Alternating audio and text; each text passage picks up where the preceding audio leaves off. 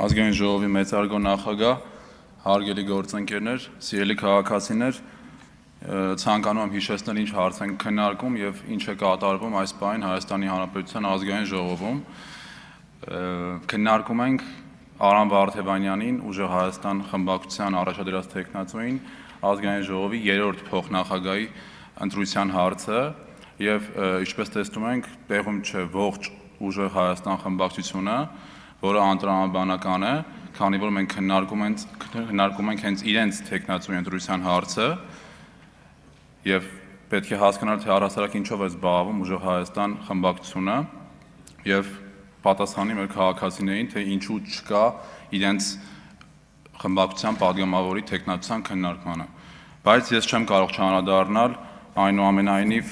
Ուժեղ Հայաստան խմբակցության եւ մի շարք ընդդիմադիր այլ падգամավորների մյուս խմբակցության ելույթներին, քանի որ այստեղ խոսվեց հեծի մասին, որ պատկանում էր Ուժեղ Հայաստան խմբակցության ղեկավարությանը, երբ որ մասնավոր էր այդ ժամանակ հեծի եւ մասնավոր կառավարման էր տրված, պետք է հասկանանք եւ կոնկրետ թվերով խոսանք, այստեղ Ուժեղ Հայաստան խմբակցությունը փորձում է խեղաթյուրել իրականությունը եւ սուրբ ձևանալ այս հարցում, այնինչ տարիներ շարունակ մի քանի օրինակ ես կբերեմ, շատ չեմ թվեր մեջ բերի, հեծի մասնաճյուղերը, որոնք որ եղել են սպասարկման կենտրոններ, կոնկրետ երկու դրվագ ես ասեմ, որոնք որ մեկը Ռիո մոլում, որը որ պատկանում է տվյալ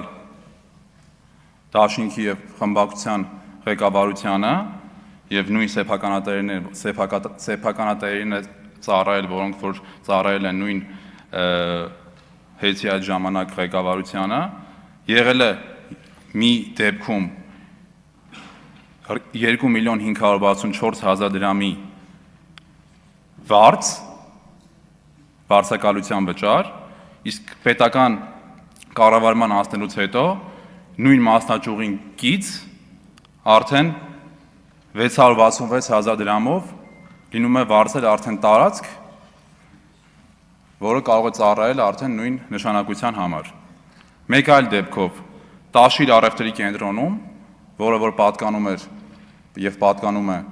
նույն քաղաքական ուժի ղեկավարությանը, Սամվել Կարապետյանի գլխավորությամբ, տարածքի վարձակալությունը եղել տարիներ շարունակ, որի վարձակալության գինը եղել է 2.184.550 դրամ, այնինչ մոտակայքում պարզվում է, որ Հայաստանի էլեկտրական ցանցերը ունի տարածք, որը այժմ անվճար ծառայում է Հայաստանի էլեկտրական ցանցերին։ Եվ այսպիսի դեպքերը բազմաթիվ են։ Սրա պատասխանը պետք է տա Արամ Վարդևանյանը կամ մյուս Ուժեղ Հայաստան կուսակցության անդամները եւ խմբակցության անդամները Նարեկ Կարապետյանի գլխավորությամբ, թե ոչ։ Քանի որ այստեղ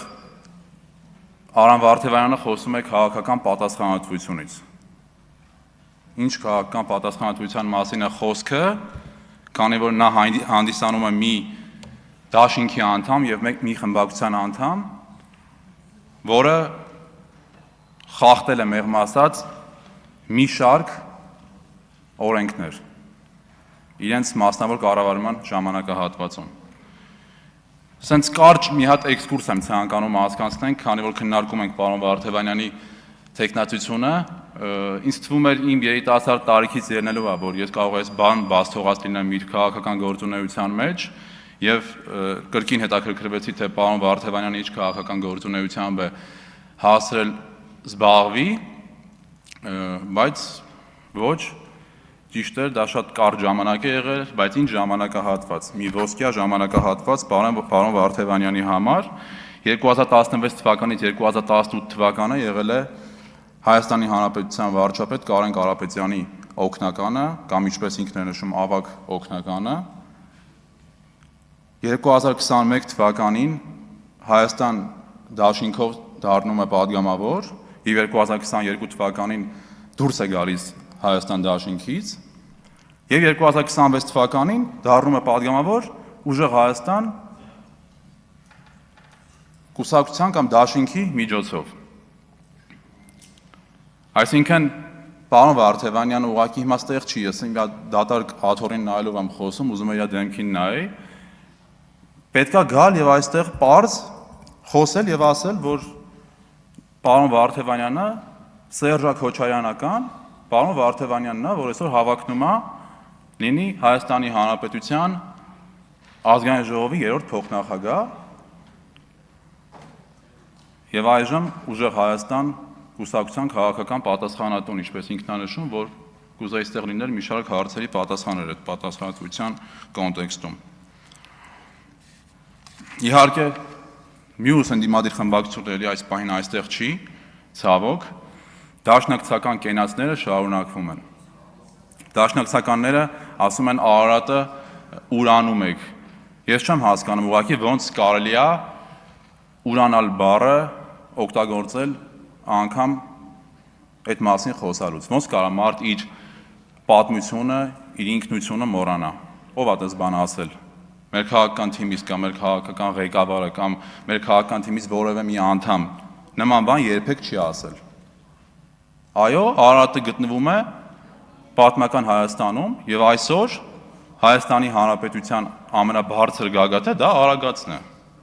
Եվ դրա մասին ենք մենք այսօր խոսում եւ մենք ասում ենք, որ մենք պետք է գնահատենք այնինչ ունենք եւ զարգացնենք այնինչ ունենք, այլ ոչ թե կենացների մակարդակի ուղղակի խոսակցություններ վարենք, ինչպես որ դուք։ Ասում են Հայաստանի Հանրապետության վարչապետ Նիկոլ Փաշինյանը Հայաստանի չեն էլ նշում Հայաստանի, ասում են այս քարտեզը փակցրած իր վրա գնում է այլ երկրների ղեկավարների հետ հանդիպման։ Այո, գնում է, որովհետև Հայաստանի Հանրապետության 730,000 քաղաքացի ընդունել է եւ տեր է կանգնել այս քարտեզին, որը Հայաստանի Հանրապետության միջազգայինորեն ճանաչված տարածքն է։